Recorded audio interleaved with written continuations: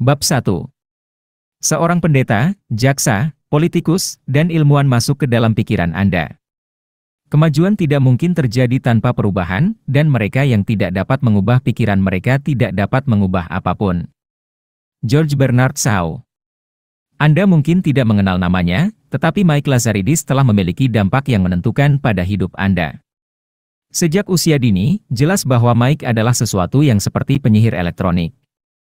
Pada saat dia berusia 4 tahun, dia membangun pemutar rekamannya sendiri dari Lego dan karet gelang. Di sekolah menengah, ketika guru-gurunya memiliki TV rusak, mereka memanggil Mike untuk memperbaikinya. Di waktu luangnya, dia membangun komputer dan merancang pengalih suara yang lebih baik untuk tim kuis di sekolah menengah, yang akhirnya membayar tahun pertamanya kuliah. Hanya beberapa bulan sebelum menyelesaikan gelar teknik listriknya, Mike melakukan apa yang akan dilakukan banyak pengusaha besar eranya, dia keluar dari perguruan tinggi. Sudah waktunya bagi anak imigran ini untuk membuat jejaknya di dunia. Keberhasilan pertama Mike datang ketika dia mematenkan sebuah alat untuk membaca kode batang pada film, yang sangat berguna di Hollywood sehingga memenangkan sebuah Emmy dan sebuah Oscar untuk pencapaian teknis. Itu sepele dibandingkan dengan penemuan besar berikutnya, yang membuat perusahaannya menjadi perusahaan dengan pertumbuhan tercepat di planet ini. Perangkat unggulan Mike dengan cepat menarik penggemar fanatik, dengan pelanggan setia mulai dari Bill Gates hingga Christina Aguilera. Ini benar-benar mengubah hidup saya, kata Oprah Winfrey. Saya tidak bisa hidup tanpanya. Ketika dia tiba di Gedung Putih, Presiden Obama menolak untuk melepaskannya kepada Secret Service. Mike Lazaridis membayangkan ide untuk BlackBerry sebagai perangkat komunikasi nirkabel untuk mengirim dan menerima email. Pada musim panas 2009, itu menyumbang hampir setengah dari pasar ponsel cerdas as. Pada tahun 2014, pangsa pasarnya telah anjlok menjadi kurang dari 1%. Ketika sebuah perusahaan mengalami kejatuhan seperti itu, kita tidak pernah dapat menentukan satu penyebab tunggal kejatuhan itu, sehingga kita cenderung mempersonifikasikannya. BlackBerry gagal beradaptasi. Namun beradaptasi dengan lingkungan yang berubah bukanlah sesuatu yang dilakukan oleh sebuah perusahaan, itu adalah sesuatu yang dilakukan orang dalam berbagai keputusan yang mereka buat setiap hari. Sebagai pendiri bersama, Presiden, dan co-CEO, Mike bertanggung jawab atas semua keputusan teknis dan produk pada BlackBerry. Meskipun pemikirannya mungkin telah menjadi api yang menyulut revolusi ponsel cerdas, perjuangannya dalam merenungkan kembali akhirnya menghabiskan oksigen dari perusahaannya dan hampir memadamkan penemuannya. Di mana dia salah? Sebagian besar dari kita bangga dengan pengetahuan dan keahlian kita, dan dengan tetap setia pada keyakinan dan pendapat kita. Itu masuk akal dalam dunia yang stabil, di mana kita mendapat imbalan karena memiliki keyakinan pada ide-ide kita. Masalahnya adalah bahwa kita hidup di dunia yang berubah dengan cepat, di mana kita perlu menghabiskan waktu sebanyak yang kita lakukan untuk merenungkan kembali. Merenungkan kembali adalah sebuah keterampilan, tetapi juga sebuah pola pikir. Kita sudah memiliki banyak alat mental yang kita butuhkan. Kita hanya harus mengingat untuk mengeluarkannya dari gudang dan menghilangkan karatnya. Penilaian kedua. Dengan kemajuan akses terhadap informasi dan teknologi, pengetahuan tidak hanya meningkat. Ini meningkat dengan laju yang semakin meningkat pula. Pada tahun 2011, Anda mengonsumsi sekitar 5 kali lebih banyak informasi per hari daripada yang Anda lakukan seperempat abad sebelumnya. Pada tahun 1950, diperlukan sekitar 50 tahun bagi pengetahuan dalam bidang kedokteran untuk menggandakan. Pada tahun 1980, pengetahuan medis menggandakan setiap 7 tahun, dan pada tahun 2010, pengetahuannya menggandakan dalam setengah waktu itu. Laju perubahan yang semakin cepat berarti bahwa kita perlu mempertanyakan keyakinan kita lebih siap daripada sebelumnya. Ini bukanlah tugas yang mudah. Saat kita duduk dengan keyakinan kita, mereka cenderung menjadi lebih ekstrim dan lebih tertanam. Saya masih berjuang untuk menerima bahwa Pluto mungkin bukanlah sebuah planet. Di bidang pendidikan, setelah terungkapnya sejarah dan revolusi dalam ilmu pengetahuan, seringkali dibutuhkan bertahun-tahun bagi kurikulum untuk diperbarui dan buku teks untuk direvisi. Para peneliti baru-baru ini menemukan bahwa kita perlu memikirkan kembali asumsi yang secara luas diterima tentang subjek-subjek seperti akar Cleopatra, ayahnya adalah orang Yunani, bukan Mesir, dan identitas ibunya tidak diketahui, penampilan dinosaurus, paleontolog sekarang berpikir bahwa beberapa Tyrannosaurus memiliki bulu berwarna di punggung mereka, dan apa yang diperlukan untuk penglihatan, orang buta sebenarnya telah melatih diri mereka untuk melihat gelombang suara dapat mengaktifkan korteks visual dan membuat representasi dalam mata pikiran, mirip dengan bagaimana echolocation membantu kelelawar menavigasi di dalam kegelapan. Rekaman vintage, mobil klasik, dan jam antik mungkin menjadi barang koleksi yang berharga, tetapi fakta-fakta usang adalah fosil mental yang sebaiknya ditinggalkan. Kita cepat mengenali ketika orang lain perlu memikirkan kembali. Kita mempertanyakan penilaian para ahli setiap kali kita mencari pendapat kedua tentang diagnosis medis. Sayangnya, ketika berbicara tentang pengetahuan dan pendapat kita sendiri, kita sering lebih memilih merasa benar daripada benar. Dalam kehidupan sehari-hari, kita membuat banyak diagnosis sendiri, mulai dari siapa yang kita pekerjakan hingga siapa yang kita nikahi. Kita perlu mengembangkan kebiasaan untuk membentuk pendapat kedua kita sendiri. Bayangkan Anda memiliki teman keluarga yang menjadi penasehat keuangan, dan dia merekomendasikan untuk berinvestasi di dana pensiun yang tidak ada dalam rencana perusahaan Anda. Anda memiliki teman lain yang cukup berpengetahuan tentang investasi, dan dia memberitahu Anda bahwa dana ini berisiko. Apa yang akan Anda lakukan? Ketika seorang pria bernama Stephen Greenspan mendapati dirinya berada dalam situasi itu, dia memutuskan untuk menimbang peringatan teman skeptisnya terhadap data yang tersedia. Saudara perempuannya telah berinvestasi dalam dana tersebut selama beberapa tahun, dan dia senang dengan hasilnya. Sejumlah teman-temannya juga demikian, meskipun pengembalian tidak luar biasa, mereka konsisten dalam angka 2 digit. Penasehat keuangan cukup percaya pada dana itu sehingga dia telah menginvestasikan uangnya sendiri di dana itu. Dengan informasi tersebut, Greenspan memutuskan untuk melanjutkan.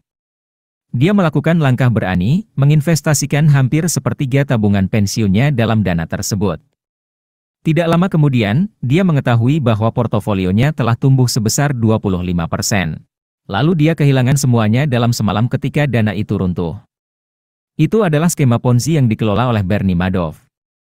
2 dekade yang lalu, rekan saya Phil Tetlock menemukan sesuatu yang aneh.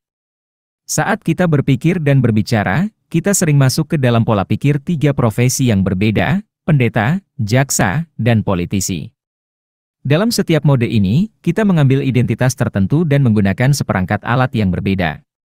Kita masuk ke dalam mode pendeta ketika keyakinan suci kita terancam, kita memberikan khotbah untuk melindungi dan mempromosikan cita-cita kita. Kita beralih ke mode jaksa ketika kita mengakui kelemahan dalam penalaran orang lain, kita mengumpulkan argumen untuk membuktikan mereka salah dan memenangkan kasus kita. Kita beralih ke mode politisi ketika kita berusaha untuk memenangkan hati audien, kita berkampanye dan meminta dukungan dari konstituen kita. Risikonya adalah bahwa kita terlalu terpaku pada pemberitaan bahwa kita benar, menuntut orang lain yang salah, dan berpolitik untuk mendapatkan dukungan sehingga kita tidak repot-repot untuk memikirkan kembali pandangan kita sendiri. Ketika Stephen Greenspan dan saudara perempuannya membuat pilihan untuk berinvestasi dengan Bernie Madoff, bukan karena mereka hanya mengandalkan satu dari alat mental tersebut. Ketiga mode bersama-sama berkontribusi pada keputusan mereka yang tidak berhasil. Ketika saudara perempuannya memberitahunya tentang uang yang dia dan teman-temannya dapatkan, dia memberikan khotbah tentang kebaikan dana itu. Keyakinan dirinya membawa Greenspan untuk menuntut teman yang memperingatkannya untuk tidak berinvestasi, menganggap teman tersebut bersalah atas sikap skeptis yang refleksif. Greenspan berada dalam mode politisi ketika dia membiarkan keinginannya untuk disetujui mempengaruhi keputusannya untuk melanjutkan. Penasehat keuangan adalah teman keluarga yang dia sukai dan ingin dia senang. Siapapun dari kita bisa terjebak dalam perangkap tersebut. Greenspan mengatakan bahwa seharusnya dia tahu lebih baik, karena kebetulan dia adalah seorang ahli dalam hal kebodohan. Ketika dia memutuskan untuk melanjutkan investasi, dia hampir selesai menulis sebuah buku tentang mengapa kita tertipu. Melihat ke belakang, dia berharap dia telah mendekati keputusan itu dengan seperangkat alat yang berbeda. Dia mungkin telah menganalisis strategi dana tersebut lebih sistematis daripada hanya mengandalkan hasilnya. Dia bisa mencari lebih banyak sudut pandang dari sumber-sumber yang kredibel. Dia akan bereksperimen dengan berinvestasi dalam jumlah yang lebih kecil selama periode waktu yang lebih lama sebelum mempertaruhkan begitu banyak tabungan hidupnya. Itu akan membuatnya berada dalam mode seorang ilmuwan. Sebuah pasang kacamata yang berbeda. Jika Anda seorang ilmuwan secara profesional, merenungkan kembali adalah hal yang mendasar dalam profesimu. Anda dibayar untuk selalu menyadari batasan pemahaman Anda. Anda diharapkan meragukan apa yang Anda ketahui, ingin tahu tentang apa yang tidak Anda ketahui, dan memperbarui pandangan Anda berdasarkan data baru. Hanya dalam 1 abad terakhir, penerapan prinsip-prinsip ilmiah telah menghasilkan kemajuan dramatis. Ilmuwan biologi menemukan penisilin. Ilmuwan roket mengirimkan kita ke bulan. Ilmuwan komputer membangun internet. Tapi menjadi seorang ilmuwan bukan hanya sebuah profesi. Ini adalah sebuah kerangka pikiran, suatu mode berpikir yang berbeda dari berkhotbah, mengadili, dan berpolitik. Kita beralih ke mode ilmuwan ketika kita mencari kebenaran, kita menjalankan eksperimen untuk menguji hipotesis dan menemukan pengetahuan. Alat ilmiah tidak hanya untuk orang-orang yang mengenakan jas putih dan tabung reaksi, dan menggunakannya tidak memerlukan kerja keras selama bertahun-tahun dengan mikroskop dan cawan petri. Hipotesis memiliki tempat yang sama pentingnya dalam kehidupan kita seperti di laboratorium. Eksperimen dapat memberi informasi bagi keputusan sehari-hari kita. Itu membuat saya bertanya-tanya, apakah mungkin melatih orang dalam bidang lain untuk berpikir lebih seperti ilmuwan, dan jika ya, apakah mereka akhirnya membuat pilihan yang lebih cerdas? Baru-baru ini, sebuah tim dari 4 peneliti Eropa memutuskan untuk mencari tahu. Mereka menjalankan sebuah eksperimen berani dengan lebih dari 100 pendiri startup Italia di bidang teknologi, retail, perabotan, makanan, perawatan kesehatan, rekreasi, dan mesin. Sebagian besar bisnis para pendiri tersebut belum menghasilkan pendapatan apapun, sehingga menjadi pengaturan yang ideal untuk menyelidiki bagaimana pengajaran berpikir ilmiah akan mempengaruhi hasil akhir. Para pengusaha tiba di Milan untuk sebuah program pelatihan dalam kewirausahaan. Selama 4 bulan, mereka belajar untuk membuat strategi bisnis, mewawancarai pelanggan, membangun produk minimal yang dapat digunakan, dan kemudian menyempurnakan prototip. Yang mereka tidak tahu adalah bahwa mereka telah secara acak ditugaskan ke salah satu dari 2 kelompok, yaitu kelompok berpikir ilmiah, atau kelompok kontrol. Pelatihan untuk kedua kelompok tersebut identik, kecuali bahwa satu kelompok didorong untuk melihat startup melalui kacamata seorang ilmuwan. Dari sudut pandang itu, strategi mereka adalah sebuah teori, wawancara pelanggan membantu mengembangkan hipotesis, dan produk minimal yang dapat digunakan dan prototip mereka adalah eksperimen untuk menguji hipotesis tersebut. Tugas mereka adalah untuk secara ketat mengukur hasil dan membuat keputusan berdasarkan apakah hipotesis mereka didukung atau ditolak. Selama tahun berikutnya, startup dalam kelompok kontrol rata-rata menghasilkan pendapatan kurang dari $300. Startup dalam kelompok berpikir ilmiah rata-rata menghasilkan pendapatan lebih dari $12.000. Mereka menghasilkan pendapatan lebih dari 2 kali lipat lebih cepat, dan menarik pelanggan lebih cepat juga. Mengapa? Para pengusaha dalam kelompok kontrol cenderung tetap terikat pada strategi dan produk awal mereka. Terlalu mudah untuk mengkhotbahkan kebaikan keputusan masa lalu mereka, mengadili keburukan opsi alternatif, dan berpolitik dengan melayani penasihat yang mendukung arah yang ada.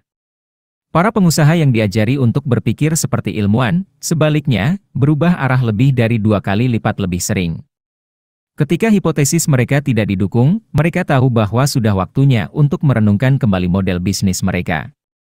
Yang mengejutkan dari hasil-hasil ini adalah bahwa kita biasanya merayakan pengusaha dan pemimpin hebat karena kuat dan tajam. Mereka seharusnya menjadi teladan keteguhan, tegas dan pasti. Namun bukti mengungkapkan bahwa ketika eksekutif bisnis bersaing dalam turnamen untuk menetapkan harga produk, para strategis terbaik sebenarnya lambat dan ragu. Seperti ilmuwan yang berhati-hati, mereka mengambil waktu mereka sehingga mereka memiliki fleksibilitas untuk mengubah pikiran mereka. Saya mulai berpikir bahwa keputusan dengan cepat terlalu dibesar-besarkan, tapi saya menyimpan hak untuk mengubah pikiran saya. Sama seperti Anda tidak perlu menjadi ilmuwan profesional untuk berpikir seperti salah satu, menjadi seorang ilmuwan profesional tidak menjamin bahwa seseorang akan menggunakan alat-alat dari pelatihan mereka. Ilmuwan beralih menjadi pendeta ketika mereka menyajikan teori-teori kesayangan mereka sebagai ajaran agama dan memperlakukan kritik yang dipikirkan sebagai penghinaan. Mereka memasuki ranah politisi ketika mereka membiarkan pandangan mereka dipengaruhi oleh popularitas daripada keakuratan. Mereka masuk ke dalam mode jaksa ketika mereka bertekad untuk menggulingkan dan mendiskreditkan daripada menemukan.